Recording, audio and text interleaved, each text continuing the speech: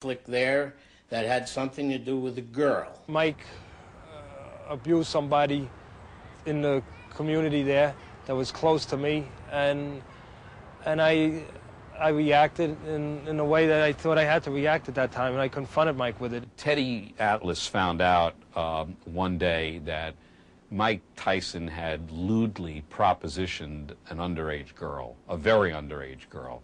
Mike got, like I said, got a little bit too big for himself and thought he could do what he wanted. And I didn't allow him to do that. I confronted him, and it became almost a physical thing. Teddy got hold of Mike and took him over to the gym one night and put a gun to Mike Tyson's head. And it was a one-on-one situation. And he threatened to blow Mike Tyson's brains out unless Mike Tyson changed his way and his behavior toward people in general and girls specifically. I just felt that that was necessary to protect my people and people that were close to me.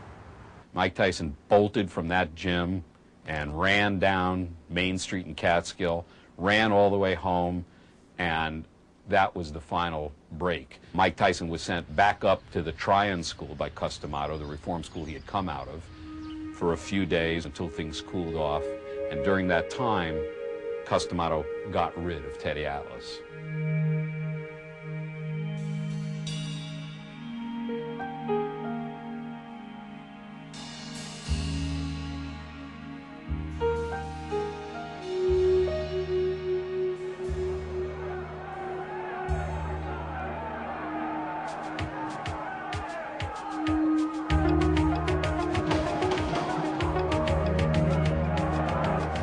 Tyson turns pro pretty much in obscurity, upstate New York.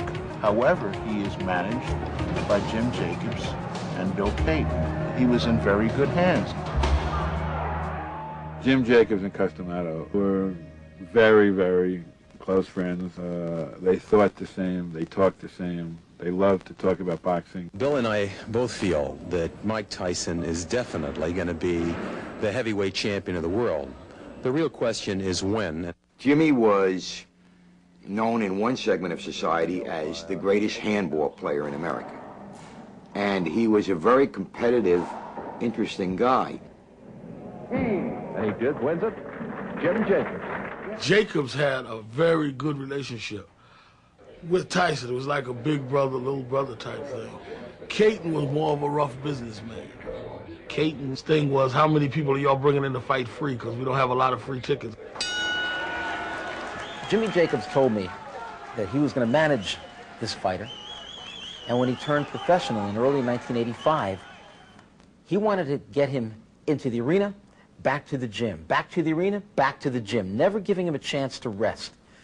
And he said, I believe that if you give him any kind of time, he's already been in a reformatory, if you let him run wild up in the Catskill area, Albany, so forth, he's going to get in trouble.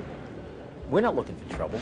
We're looking for this kid to become the youngest heavyweight champ of all time, the wealthiest heavyweight champ of all time, and the greatest heavyweight champ of all time. There was a fire inside of Mike Tyson. There was this absolute rumbling. He wouldn't stop. He was relentless. He was everything a fighter had to be. He was ruthless, no compassion, a brutal puncher with both fists. He have a sledgehammer, man.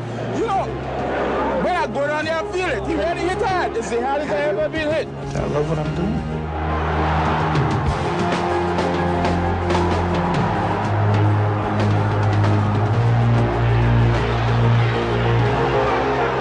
Basic concept of his style is not to have any feeling out time, but he fights everybody like they stole something from him. How you doing? Hey, how you doing, my man? All right. You'll be the next champ or what? That's what I'm in the business for, of course.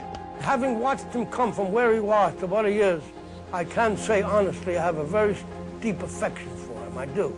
To me, he's my boy. He's with me. I never look at it as he's my trainer, my manager. He's like my father. I often say to him, you know, I owe you a lot, and he doesn't know what I mean, but I'm going to tell him now what I mean. If he weren't here, I probably wouldn't be alive today. I will stay alive, and I will watch him become a success. That's the motivation I have to keep me alive and keep me going.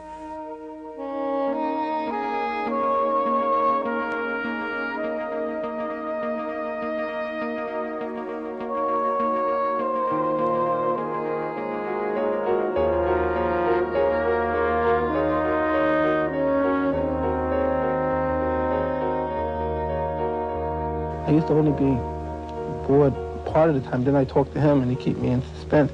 Now I'm bored all the time. I have nothing to do. The Tyson story is more, in my opinion anyway, the Cus D'Amato story. I mean, and Cus had a philosophy about boxing and life and how they intertwine. And I mean, Tyson, was pretty close to.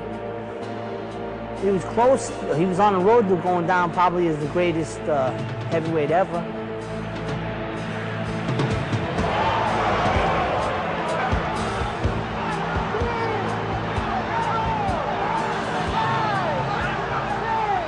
Now that all this is happening, and he put in all the effort and all the time and all the misery and heartbreak, he's not around to enjoy it.